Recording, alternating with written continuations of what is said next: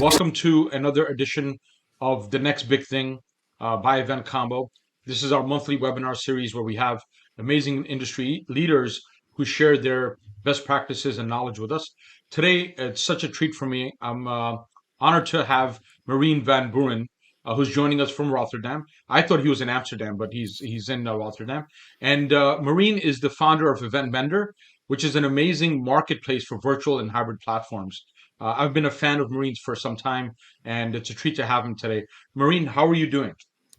Thank you so much for that kind introduction, Sarush. I'm doing pretty good after recovering from the virus, as some of you may have seen. I'm feeling a lot better. Just moved to Rotterdam, indeed, from Amsterdam to Rotterdam. And it's Gotcha. very good to be here. I'm looking forward to the session. Wonderful. Thank you again for Merijn. And the topic of today's the next big thing episode is creating a sane budget for your event. And Merijn will school us on that topic. And as we progress, here's my Camaro on the next big thing. So we'll go for a drive on this afterwards. Or actually, no, not a Awesome. Camaro. I take that back. It's a Thunderbird. Sorry. Merijn, let's go forward. Well, first of all, thank you all for joining in. Sarush mentioned I'm currently joining in from Rotterdam, the Netherlands. But please feel free to let me know where you're joining in from. Would love to hear a bit from you as well, because besides sharing my insights on the topic of creating a sane event budget, I would also love to hear a lot from you. Maybe you have questions, maybe you have some opinions from yourself. I'm a big fan of opening up the discussion, so I'll try to keep as much as I can an eye on the chat. Welcome you, everyone.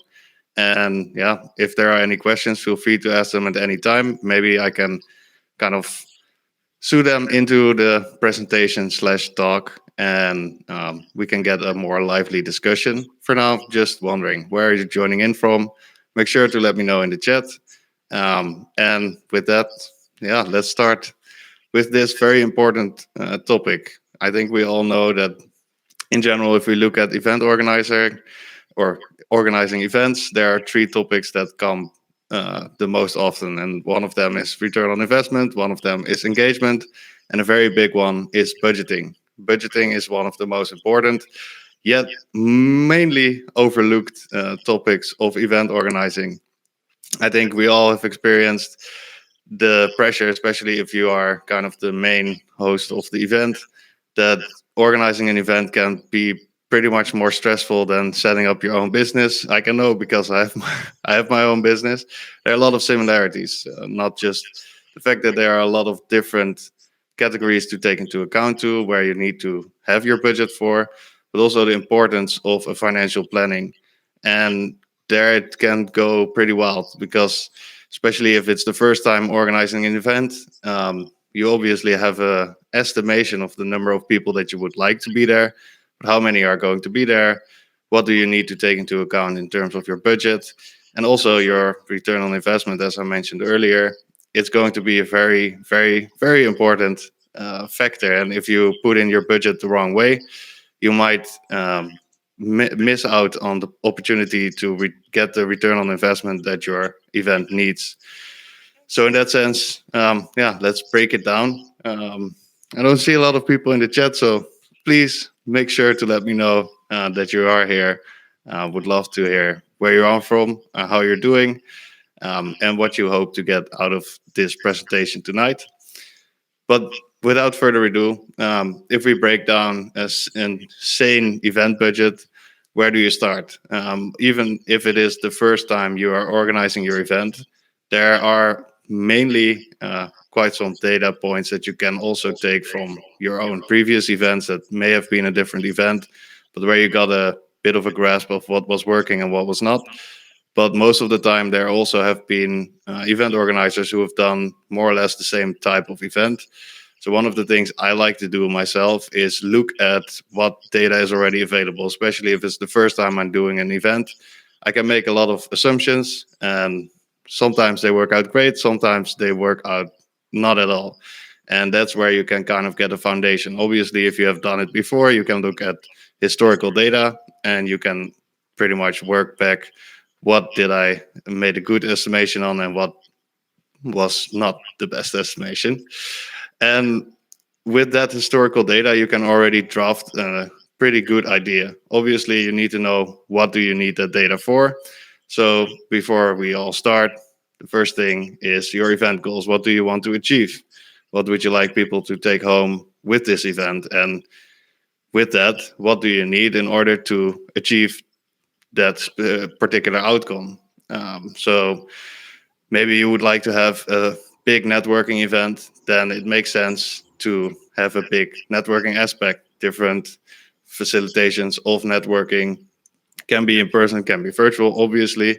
But with that, you know that your main priority in terms of setting a sane budget should be in that networking. And here again, maybe it's not the whole event that you've done before, but you can already break it down into segments that you may have experienced before or that other people or other organizers in this case have already experienced. And that's where you can kind of narrow down first what is my focus for my event, what are the main topics that I want to really make big in this event. And then you look at the historical data, either of yourself or of others. And if there's really an event that has never been done before, that no one ever has done, which is quite unlikely, but there are always possibilities where it is actually the case, then there are a lot of ways how you can still figure out what is a sane budget. One of the ways how I like to look at it is also in terms of that return on investment. You kind of have an estimation what is the ideal number of attendees. I would take a risk percentage in that sense. So you are aiming for, let's say, 500 people in person, but just to make sure, you may take into account there will be 350, but you can obviously cap it at that 500 and make sure that there will never be more. But sometimes you also want to have room to expand because maybe the venue you're using or the virtual event platform you're using doesn't really have a limit. And in that sense, you have to take into account that there also can be more people than you took into account for. So that's up to you as an event organizer. You can cap it, just make a hard number where you can actually stop the number of attendees. Um, but you can also have a bit more flexibility. I like to take into account 20 to 30% in terms of a risk margin. That is obviously up to you, but take it from me, you don't want to end up having maybe from the 500 people, 350 turn up, but you had taken into account in your budgeting the 500. So make sure there's a way where you can be flexible and just take into account that might be less, might be more. And when you have established the number of attendees and you have established the actual focus of your event, you can kind of start calculating in this sense what makes the most sense. And that I mean, in terms of, let's say we want to have a networking event, and in this networking event, we will have about 500 people. So in the worst case scenario or the best case, whatever is your case, you have 350 people turn up, and in the other case, you have 500 and you have 700 people turn up. So then you can kind of make a medium, worst case, middle case, and the best case scenario, and that already helps you to plan out um, different ways how this actually can end up being a result of your planning ahead. And this is where budgeting comes in a lot of creative ways, because here you can also make for yourself kind of an estimation. Okay, I from that number of attendees, if I look at historical data or if I look at data of events in general, of that 350 people, most likely 200 will actually participate in activity X or activity Y. Then you know what you have to do in order to facilitate that. And especially if you're going for an in person event, this will need to have a place where you can actually facilitate this. It becomes a lot easier when you're talking about virtual. Obviously, there's still cost involved because you need to have a certain usage of the platform, but most of the time that is only based upon the number of attendees and the number of days you're actually opening up the platform to broadcasting. And in this case, if you're talking about a networking event, then Sometimes you have obviously that the number of people participating in a networking carousel, for instance, are limited to X amount of interactions. But in most platforms, you can actually use that feature because it is already included in the price. That makes your budgeting a lot easier. But if we're talking about in person, we really need to take into account how many tables do I need? What is the space that I need for this amount of people? And also here, you can still limit the amount of people. That actually creates a FOMO for those who are familiar with it. You already know, for those who don't, fear of missing out. That actually means that you create a limitation in terms of availability, which means that people actually like or want it more. And that's a good incentive for people to participate. And it's also a good tool that you can use to kind of limit the number of people that are participating, but in that also have a bigger certainty that that number of people will actually turn up. So here again, that safety factor, something that is pretty important in terms of making sure that your budget is on point. And here I like to also dive a little bit into the creative way of approaching the budgeting side, which on one hand you can obviously play with your risk factor, and the more events you do, the better you get a grasp of, okay, what is that percentage? You will have some events that turn up less, some that are more. What is kind of the average deviation in this case? And what is for me a sane way of budgeting? So long story short, there's a lot that you can do with the data and with the things you already know. And also by just going and doing it multiple times, you get closer and closer to the exact number that you should take into account. Obviously, yeah, here you can be very creative in terms of how you approach that risk factor, but you can also be creative in terms of how do you actually retrieve the funds from, for instance, your sponsors, from your attendees. There are a lot of ways how you can also make sure that you have money coming in. Here is the cash flow, one of the more important factors for you as an event organizer, because most of the time you will have to pay in front upfront yourself, and then by the end, you will get your money back from the tickets that have been sold, whatever you are hosting during your event that actually generate revenue for you as an event organizer. But here, sponsors can be a very good way of making sure that your cash flow is on point. What I mean is that sponsors, 99% of the time, they pay upfront, or at least the biggest amount they pay upfront. And that means that you can ensure you have a bigger budget, or in this case, a bigger return on investment, depending on how you approach it.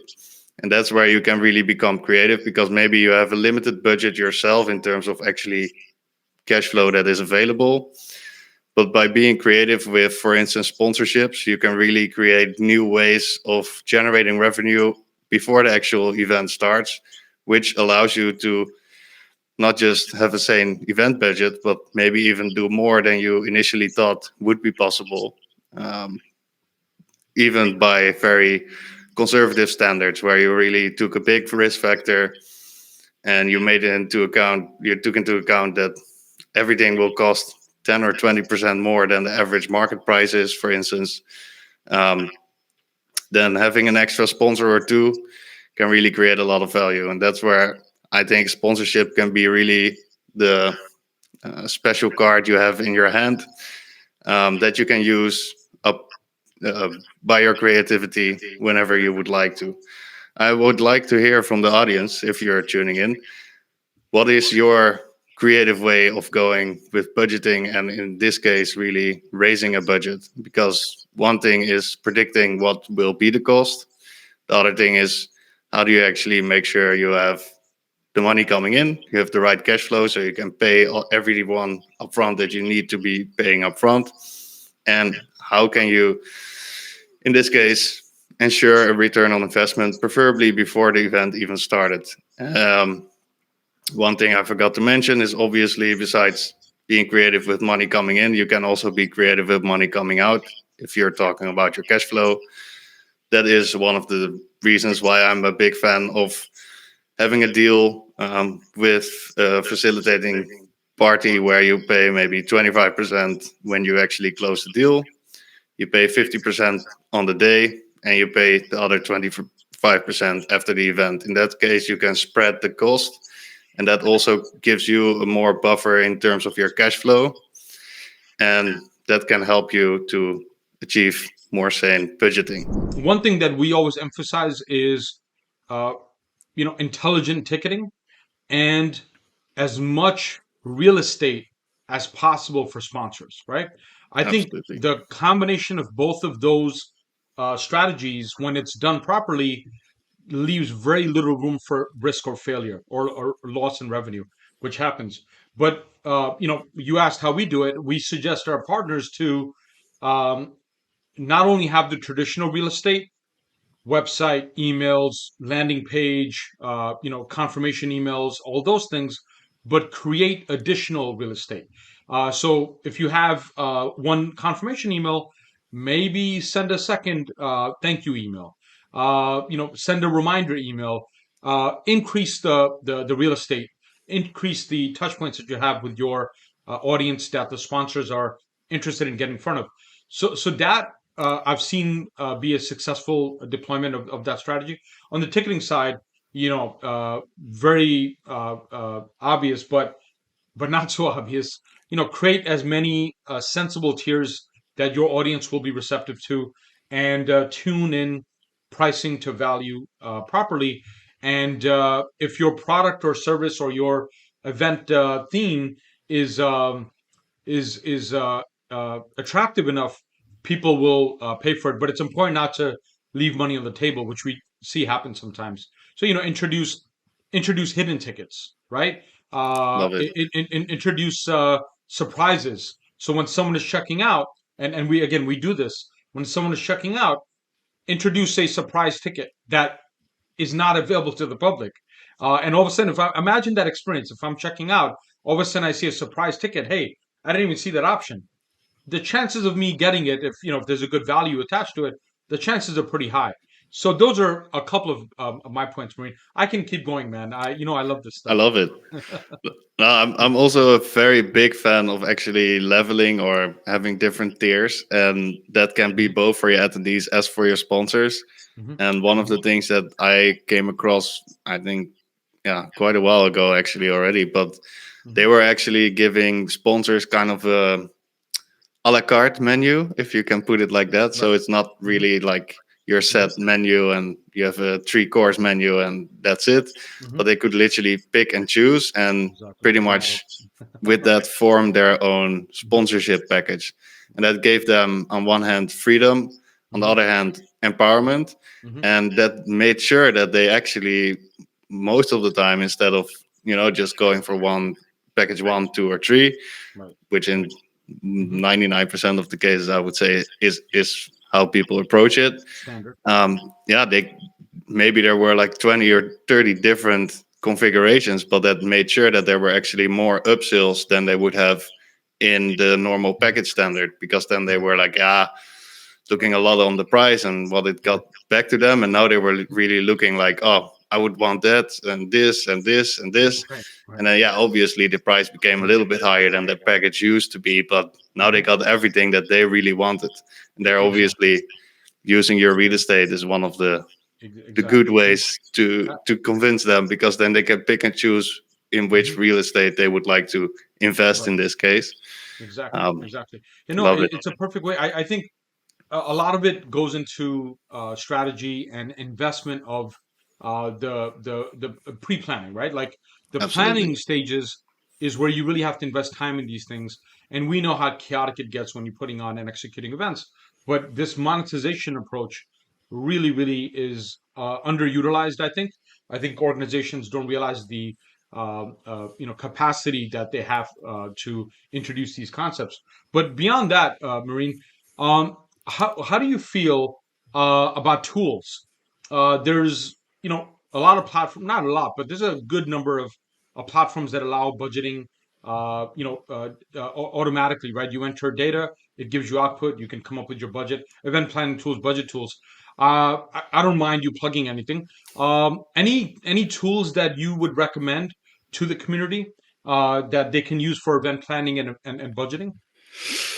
Well, I heard there are quite some tools out there, but to be Mhm. honest, I'm pretty old school in that sense. I like to set out my own budget. Gotcha. I don't know. I Gotcha. feel like Mhm, mhm, giving a tool control of what you mhm, can have in your mhm, hands yourself mhm, mhm, not always is the best way. Obviously, it's the mhm, quickest way, and mhm. for a lot of people, it's very efficient. And I would Mhm. definitely not recommend not doing it. Please Right. use the tool if that's for Sure. you beneficial. Sure. But I kind of Mhm. like to do it myself, You to be you honest. you like Excel and paper? I You love prefer that? numbers. Yeah, yeah. Gotcha, gotcha. Makes sense. Makes sense. And Marine, in terms of maturity for using these creative ways of budgeting your event, where do you think we're headed? Um, I say that, see, previously you would have a venue, you would have catering, you would have transportation, you would have a lot of AV lighting, a lot of different things for no matter what event, right? Now, the last 2 years, especially, you've had virtual, so you have to have a virtual budget and no longer a physical budget, right? But now in 2022 and going into 2023, there's the metaverse, there's hybrid, there's new ways of doing events. What would be your advice to organizations that are conflicted in terms of how do I budget for a hybrid event where I'm doing virtual, in person, hybrid? What should be my cost structure, and what should be my projection to kind of get that ROI? We get that question quite a bit in terms of I don't know how to budget for my event, and we have certain guidance we give, which I can share. But how do you support event planners that are asking that question? I think it's a very important question and one that I see come across, at least on LinkedIn, also quite a lot. Hmm. And it is a little bit more complicated than just kind of taking the what used to be in person and what we learned from virtual and put those together, Hmm. because most of the time there's also an overlap, and it depends on what kind of platform you use, whether they support the hybrid setting in the sense that they can actually facilitate also the in-person attendees in terms of the ticketing, etc. Because then you can kind of have an all-in-one package, Hmm. and that reduces the calculations that you have to do as an event professional, Hmm. um, or that you go with kind of all the different tools that are your ideal tool, and then you kind of mix them together.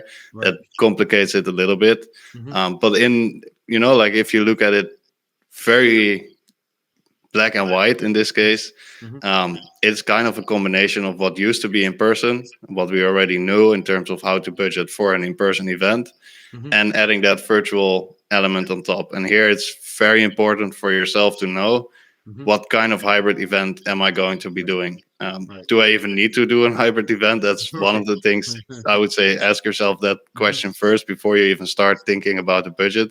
A lot Hmm. of people are like, "Oh, hybrid, we have to do it because it's a buzzword."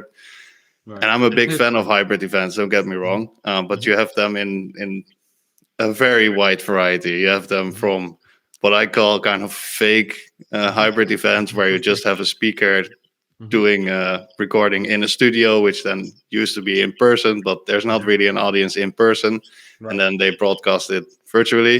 Hmm. Kind of what we are doing at the moment, more or Yep. less. Yep. Yep. Some people already call that a hybrid event. Hmm. It depends on Right. the Right. definition. I'm a big fan of the parallel events, and in Yes. that case, it really Yes. is kind of the It's in it's person, true. Right. and on top you have the virtual aspect. Hmm. Um, Yep. Yep. Yep. Yep. but lucky, like I know a lot of organizers that Hmm. actually used to make recordings of Hmm. their sessions in person Hmm. already, Hmm. and with that they were already used to having a stream crew there. Hmm. So now you only have to add a platform on top that actually can host that RTMP stream or Right. whatever you're using Hmm. in order to facilitate it. And that's the only added cost, only Right. Right. with Yeah. brackets there. But Right. Hmm. that's how I look at it. Sure. Sure. Makes sense. I think unfortunately the it's black and white in some ways, right? Where either we're doing in person and we're doing virtual, and I think the hybrid aspect leaves a lot of ambiguity for the reasons you mentioned. The Yep. definition of hybrid, it's ambiguous, right? There's many different, depending on who you speak to, many different definitions of it. So I think that's probably the reason why I asked my question, is because there's ambiguity there. There's no structure, there's no model to kind of follow to price that out, because I don't even know what I'm doing, right? I mean, I don't even know what hybrid looks like. So that's the question. But I understand your answer is that I guess the answer is that you need to have a definition of what you're doing in order to Absolutely. price for it, right? I think that's a takeaway. Marin, last question. Any thoughts on metaverse? Obviously we're in a nascent stage, but in terms of pricing, budgeting, too soon to ask that? Let me know, or would love to hear your thoughts on that. I think like it's not too soon to ask it because Hmm.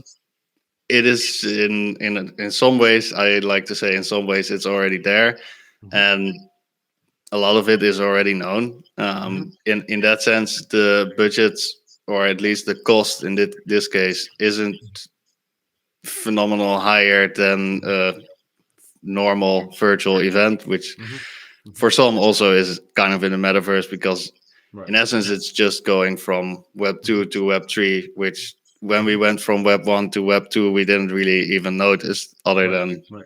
Right. that you could do a lot more. But Hmm. I think it will be a lot more gradual than we think, as Hmm. in we have been already in a shift from Right. you Transition. know uh, web 2 to web 3 Hmm. in the past maybe 5 6 years.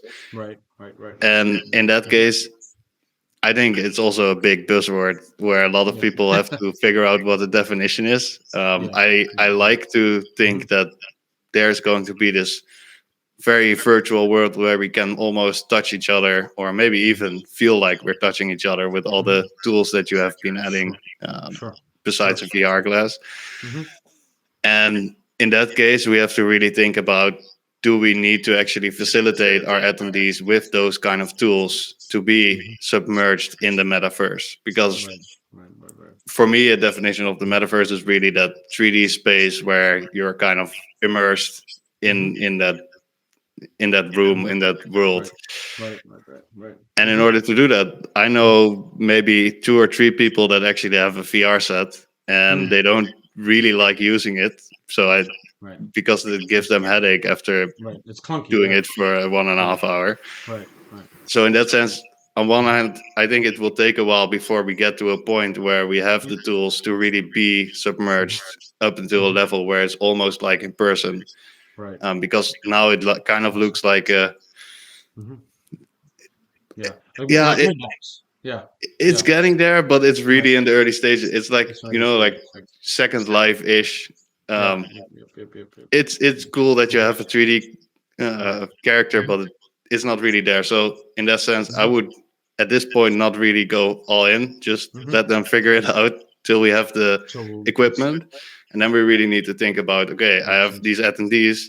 Hmm. Maybe by that time you can actually buy a VR headset for Hmm. 50 euros, but at the moment Right. it's quite costly, and Too especially expensive. Yeah. Yeah. if you're Hmm.